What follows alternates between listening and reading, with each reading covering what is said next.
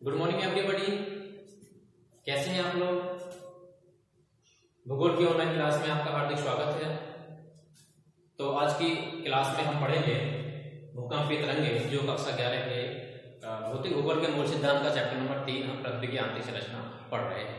ठीक है, तो इस टॉपिक को पढ़ने से पहले मैं बता दूं कि इससे पहले लास्ट टॉपिक में हमने भूकंप के बारे में बात की थी और हमने भूकंप के द्वारा जो कंपन होता है पृथ्वी के सैलों में, पृथ्वी के धरातल पर, उसके बारे में बात की थी, वो क्यों होता है।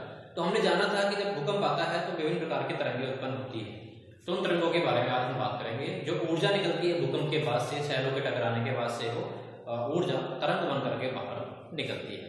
ठीक है, तो बात करते हैं भूकंप की तरंगों की। तो आप जानते हैं कि पृथ्वी में जो भूकंप आते हैं सभी स्थल मंडल तक ही आते हैं। और स्थल मंडल क्या होता है? हमारी पृथ्वी का 200 किलोमीटर के गहराई वाला भाग हमारा कहलाता है। तो यहाँ कुछ नोट करना होगा, स्थल मंडल में हमारे भूकंप आते हैं और स्थल मंडल क्या होता है? 200 किलोमीटर की गहराई वाला क्षेत्र है, उसे स्थल मंडल कहते हैं। ठीक है, अब ये माना जाता है कि भूकंप जो उत्पन्न होता है तो भूकंप के उद्गम स्थान के आधार पर भूकंप की तरंगों को दो प्रकार से डिवाइड किया गया है। ठीक है, तो सबसे पहले तरंगें होती हैं हमारी, तो भूकंप की जो तरंगें हैं वो दो प्रकार से डिवाइड की गई, दो प्रकार की तरंगें उत्पन्न होती हैं भूकंप के द्वारा।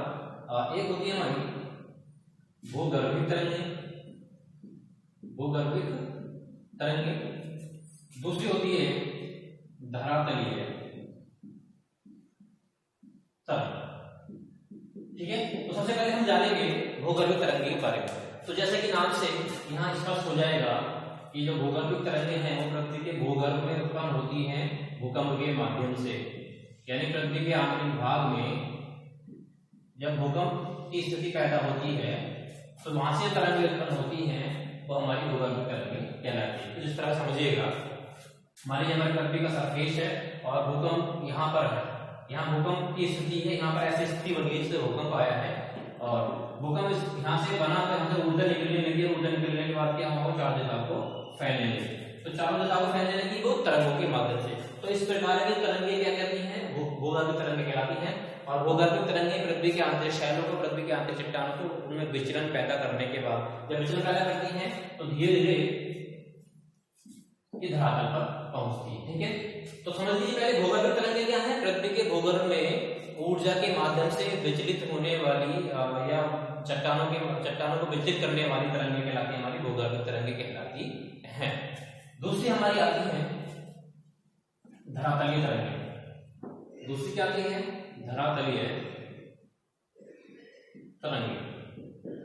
तो जैसा मैंने बताया कि ये भूगर्भ तरंगों के बाद उत्पन्न होने वाली तरंगे होती हैं। जब भूगर्भ तरंगे हमारे भूगर्भ से उत्पन्न होने के बाद धरातल की सरफेस पर आती है, हमारी धरातल है ये, यहाँ सरफेस पर आती है और इस धरातल में कंपन पैदा करती है। जब कंपन पैदा होता है तो धरातल जब कंपनित हो जाता है तो यहाँ पर एक प्रकार की तरंग उत्पन्न होती है कि धरातल की सरफेस पर उत्पन्न होने वाली तरंगे क्या कहलाती है? हमारे धरातलीय तरंगे कहलाती हैं। एक बार सुन लीजिए, धरातल की या भूपृष्ठ पर या पृथ्वी के भूपृष्ठ पर या पृथ्वी के धरातल पर उत्पन्न होने वाली तरंगों को हम धरातलीय तरंगे कहते हैं। और ये तरंगे पृथ्वी के भूपृष्ठ पर अपना प्रभाव दिखाती है, धरातल की जो ऊपरी सतह है उस पर अपना प्रभाव दिखाती है। ठीक है, अब यहाँ बात कर लेते हैं। पहले मैंने भूगर्भिक तरंगे बताई और हमने यहाँ दो प्रकार की तरंगे पढ़ी, भूगर्भिक तरंगे और हमने पढ़ी थी धरातलीय तरंगे। ठीक है, अब भूगर्भिक तरंगों को पुनः दो भागों में डिवाइड किया गया। ये ऐसे डिवाइड कर ली तरंगों को, भूकंपीय तरंगे मैं लिख रहा हूं। ठीक है, तो भूकंपीय तरंगे दो प्रकार के, भूगर्भिक और धरातलीय तरंगे। और यहाँ पर धरातलीय तरंगे, भूगर्भिक तरंगे हमारे पे दो प्रकार की होती हैं। एक तो कहते हैं, इनको कहते हैं प्राथमिक तरंगे। ठीक है, और इनको कहते हैं गौण तरंगे या द्वितीयक तरंगे भी इनको कहा जाता है, द्वितीयक तरंग। ठीक है, तो अब हम पढ़ेंगे प्राथमिक तरंगों के बारे में। प्राथमिक तरंगे क्या होती है? देखिए, पृथ्वी के भूगर्भ में जब विचलन पैदा होता है, चट्टानें टकराती हैं, भूकंप के केंद्र से भूकंप की स्थिति पैदा होती है, तो तरंगे धरातल की ओर प्रवाहित होना प्रारंभ करती हैं के आंतरिक भागों को चीरते हुए उनको हिलाते हुए ऊपर जाने का प्रयास करती है। तो ये प्राथमिक तरंगें सबसे पहले पृथ्वी के धरातल पर पहुंचती हैं, पृथ्वी धरातल पर अपना प्रभाव दिखाती हैं, इसलिए इनको प्राथमिक तरंगें कहते हैं। और प्राथमिक तरंगों को हम P से प्रदर्शित करते हैं, P से इनको प्रदर्शित करते हैं, P से प्रदर्शित करते हैं। P मतलब प्राइमरी वेव्स, प्राइमरी वेव्स इनको कहा जाता है, ठीक है। और ये तीनों ही माध्यमों में बहुत आसानी से गुजर जाती है। तीनों माध्यमों में मतलब ठोस के माध्यम में, गैसीय माध्यम में और द्रव्य माध्यम में, यानी द्रव में, ठोस, द्रव, गैस, तीनों माध्यमों में आसानी से ये गुजर जाती है, ठीक है। और जो हमारी पी तरंगे हैं ये ध्वनि की तरंगों के समान ही चलती हैं और जो इनकी गति मानी गई है लगभग इनकी गति होती है 14 किलोमीटर, लगभग 14 किलोमीटर प्रति सेकेंड। तो लिख लीजिए तीनों माध्यमों में चलती हैं और ध्वनि की तरंगों के समान होती है, ध्वनि तरंग के समान तरंगे होती हैं और उनकी गति जो होती है वो कितनी होती है 14 किलोमीटर प्रति सेकेंड, ठीक है। अब हम बात करेंगे द्वितीयक तरंगों की। इनको हम द्वितीयक तरंगें कहते हैं या इनको हम एस से प्रदर्शित करते हैं, एस से प्रदर्शित करते हैं। एस फोर होता है हमारा सेकेंडरी वेव्स, सेकेंडरी वेव्स।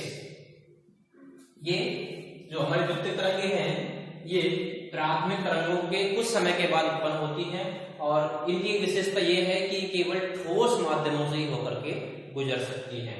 ये हमारी जो प्राथमिक तरंगें हैं जो तीनों माध्यमों से गुजरती हैं, जबकि हमारी जो गौण तरंगें हैं, द्वितीयक तरंगें हैं, सेकेंडरी वेव्स हैं, सेकेंडरी तरंगें हैं, ये केवल ठोस माध्यमों से ही गुजरती हैं। और ये इनके बारे में बात की तो सेकेंडरी वेव्स कहते हैं, ऐसे प्रदर्शित करते हैं। और इनकी जो गति होती है इनकी 6 से 7 किलोमीटर प्रति सेकेंड, 6 से 7 किलोमीटर प्रति सेकेंड इनकी गति लगभग होती है, ठीक है।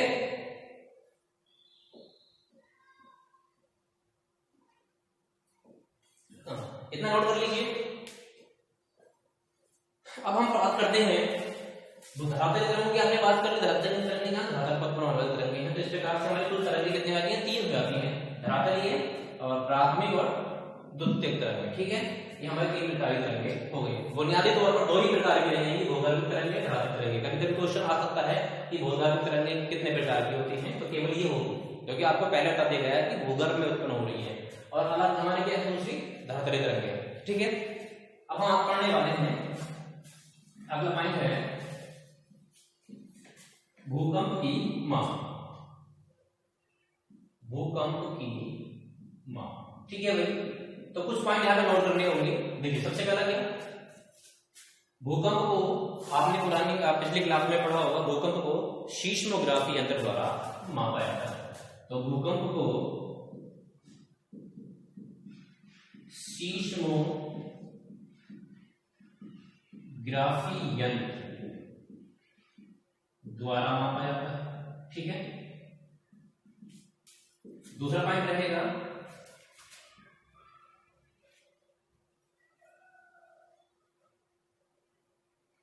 भूकंप की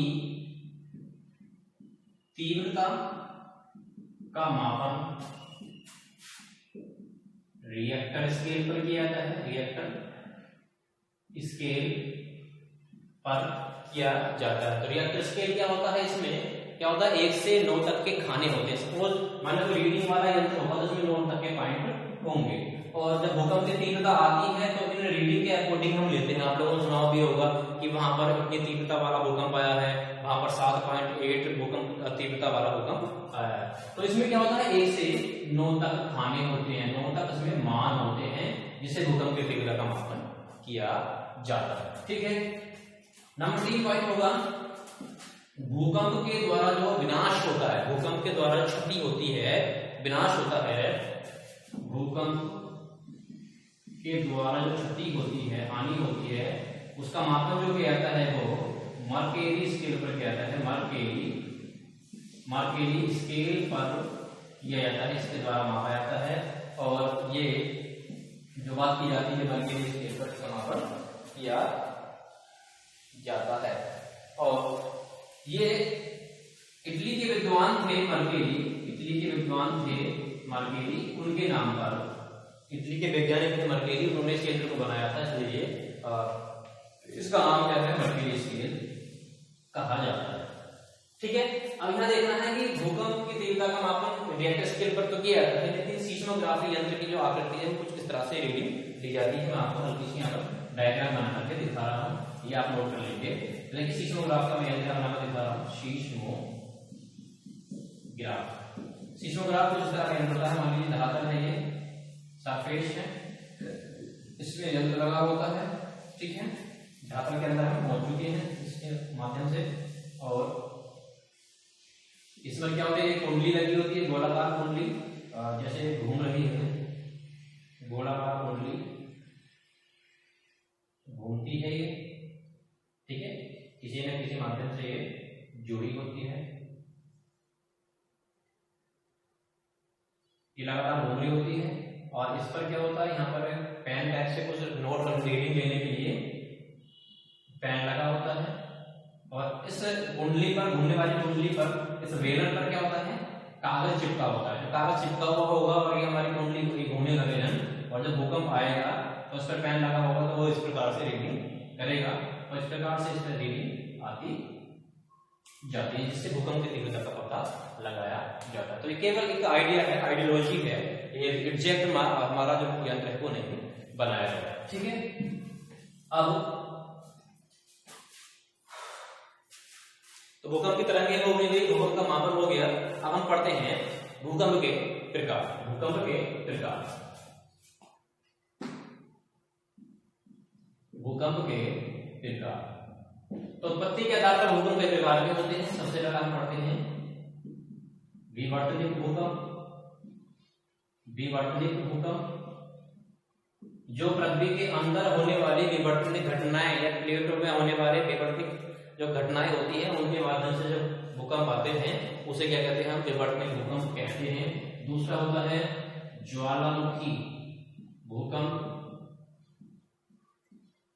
ज्वालामुखी भूकंप, ज्वालामुखी विस्फोट, जब लावा पृथ्वी के अंदर से निकलता है, तीव्र गति से विस्फोट के साथ बाहर निकलता है, तो उससे धरातल के अंदर सैलें होती है, चट्टान होती है, वो कंपन हो जाती है, यानी ज्वालामुखी के माध्यम से आने वाले भूकंप को कहते हैं ज्वालामुखी भूकंप कहते हैं। तीसरा होता है हमारा खनन भूकंप, यानी खनन क्षेत्रों के भूकंप। अब खनन क्षेत्रों के भूकंप के बारे में आप जानते हैं, कुछ क्षेत्र ऐसे हैं जहां पृथ्वी की धरातल को अंदर से खाली कर दिया गया है, खोखला कर दिया गया है, तो कभी कभी क्या होता है, जो ऊपर की उनकी तहें होती हैं, सतहें होती हैं, वो जोरदार मतलब तीव्र गति से वो खिसक जाती हैं, नीचे गिर जाती हैं, तो उनसे भी क्या होता है, एक प्रकार की कंपन की स्थिति पैदा हो जाती है, जिसे हम भूकंप कहते हैं। नंबर 4 में हम बात करते हैं परमाणु भूकंप।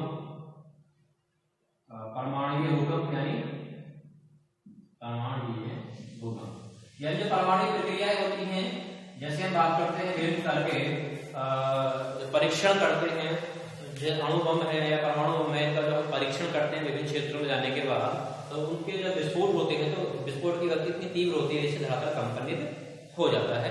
तो इस प्रकार के भूकंप को हम कहते हैं परमाणुीय भूकंप कहते हैं। और भूकंप के प्रकार हुए, ठीक है। इसके अलावा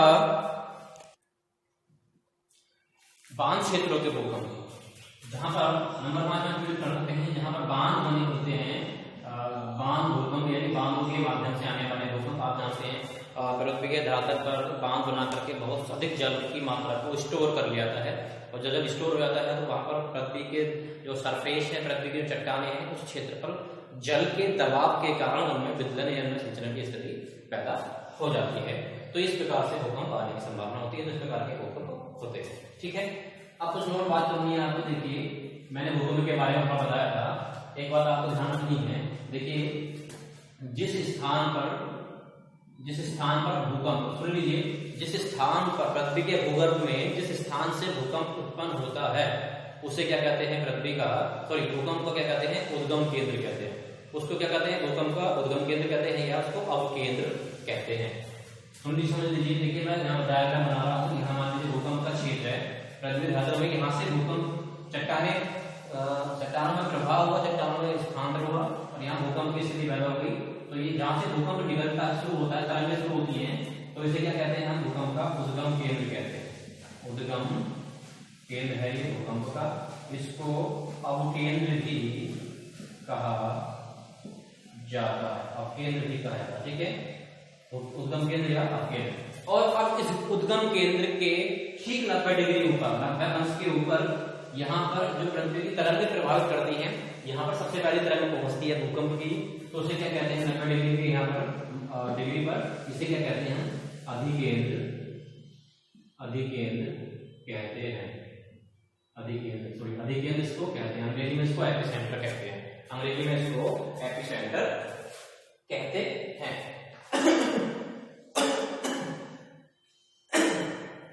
ठीक है, तो ये बात नोट करनी है आपको। अब हम बात करेंगे तरंगों के आधार पर भूकंप के छाया क्षेत्र। पहले भूकंप के छाया क्षेत्र की हम बात कर लेते हैं, भूकंप छाया क्षेत्र। तो ये कुछ इस तरह से है, इसको आप समझना होगा। ये मतलब छाया क्षेत्र का मतलब होता क्या है?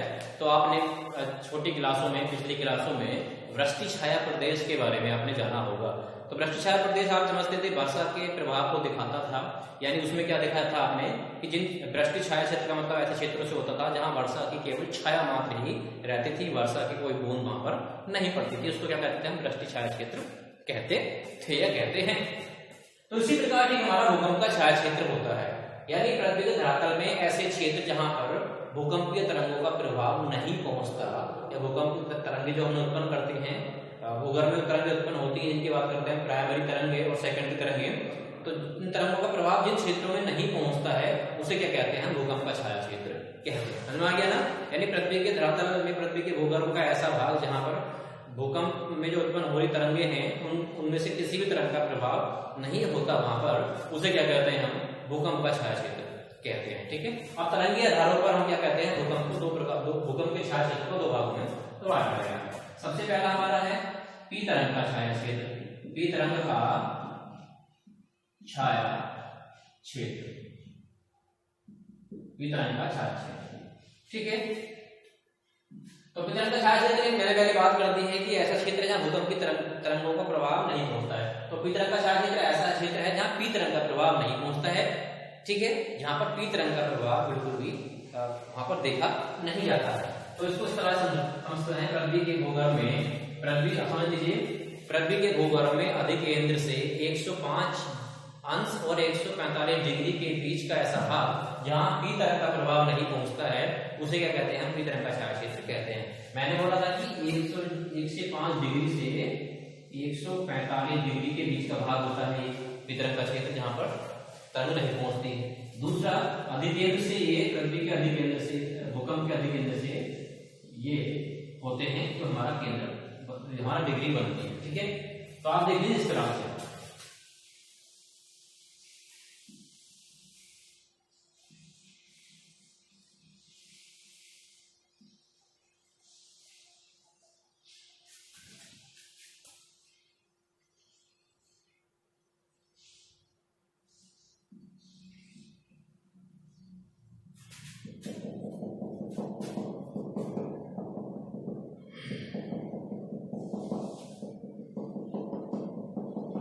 कितना है भाई? 105 डिग्री से 145, 105 डिग्री से 145 डिग्री के बीच का क्षेत्र है, यहाँ पर अपनी तरफ का प्रभाव नहीं पहुंच रहा है। ठीक है, और ये बाकी प्रभाव से दिखाई दे रहा है। ठीक है, तो हमारा ये भाग है, हमारा ये 105 डिग्री से 145 डिग्री के बीच का, यहाँ पर जो है पी तरंग का कोई प्रभाव देखने को नहीं मिल रहा है। ये हमारा है अधिकेंद्र की बात करें, पी तरंग का छाया क्षेत्र। तो हमारा ये पी तरंग का छाया क्षेत्र हो गया, हमारा ये पी तरंग का छाया क्षेत्र हो गया। तो इसके बारे में संभवतः समझ गए होंगे, यानी 105 डिग्री और उससे 145 डिग्री के बीच का ऐसा भाग जहां पर पी तरंग का प्रभाव नहीं पहुंचता है उसे क्या कहते हैं? पी तरंग का छाया क्षेत्र कहते हैं। देख लीजिए, स्क्रीनशॉट ले लीजिए, डायग्राम बना लीजिए। ठीक है, अब हम बात करते हैं एस तरंग का छाया क्षेत्र। एस तरंग का छाया क्षेत्र, एस तरंग का छाया क्षेत्र। तो अभी हमने बात की छाया क्षेत्र की, एस तरंग का क्षेत्र भी ऐसा ही होता है जहां एस तरंग के प्रभाव नहीं दिखाती है। तो ये जो हमारा क्षेत्र होता है 105 डिग्री से नीचे ऊपर का जो भाग होता है, मान लीजिए यहाँ 105 है और यहाँ 105 डिग्री है आधे केंद्र से, इसके नीचे का जो भाग है हमारा ये इस तरह का छाया क्षेत्र होता है, क्योंकि इससे नीचे के जो भाग ऊपर के हमारे जो इस तरंगे हैं वो अपना प्रभाव नहीं दिखाती है। तो इस प्रकार से लिखेंगे, इस प्रकार से देंगे पृथ्वी के अंदर भूकंप के आधे केंद्र से 105 डिग्री से परे यानी आगे का जो भाग होता है जिस पर इस तरंग का प्रभाव नहीं पहुंचता, उसे क्या कहते हैं हम, इस तरह का छाया क्षेत्र कहते हैं। क्या कहते हैं इसको, इस तरह का छाया क्षेत्र इसको हम कहते हैं। ठीक है, भूकंप के छाया क्षेत्र की बात हो गई और दो प्रकार के छाया क्षेत्र हमारे हैं जिनके बारे में आपने जान लिया है। ठीक है,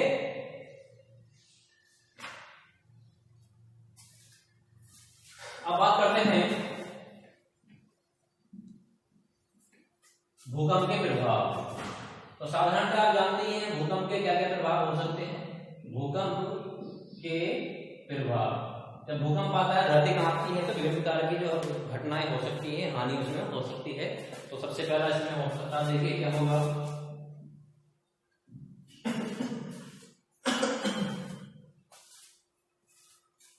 भूमि का हिलना, भूमि हिलेगी, भूमि हिलना, जब भूमि मिलती है तो धरातल फट जाता है कभी कभी, तो भूमि धसाव की बात कर सकते हैं, धस जाती है या फैलाव हो सकता है उसमें।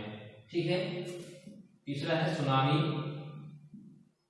सुनामी उत्पन्न हो सकती है, सुनामी उत्पत्ति लिख सकते हैं। सुनामी उत्पन्न कैसे होगी, किस प्रकार से होगी, मान लीजिए अगर भूकंप का जो उद्गम केंद्र है वो किसी सागर या महासागर की तली में है, तली के नीचे जो हमारा धरातलीय भाग है उसके अंदर है और भूकंप की तीव्रता अधिक है, तो उससे क्या होगा, उस सागर के ऊपर का जो भाग है वो कंपनित होगा, जिससे पानी में विदलन होगा, जल में कंपन होगा, उससे क्या होगा, बहुत ही तीव्र गति से जल जो है वो हिलना डुलना शुरू होगा, जिससे क्या होगा, सुनामी उत्पन्न होने की संभावना रहती है। ठीक है, आगे हम बात करते हैं नंबर 4 में बाढ़ का आना। बाढ़ का आना इस प्रकार से, सॉरी, बांधों का टूटना, जब बांध टूटेगी तो बाढ़ आएगी। हम लिख रहे बांधों का टूटना या बांध का टूटना। कभी कभी क्या होता है, जो बांध वाले क्षेत्र हैं उनमें कभी कभी अधिक तीव्रता वाले भूकंप आ जाते हैं और जिससे जो बांध बने होते हैं जहाँ पर बहुत अधिक अथाह मात्रा में जल को स्टोर किया होता है, तो वो जो बांध है उनमें चढ़ने आ जाती है, बांध टूट जाते हैं या वहां के जल में समस्या उत्पन्न हो जाती है, इससे क्या होता है, भूकंप आने की संभावना रहती है। ठीक है,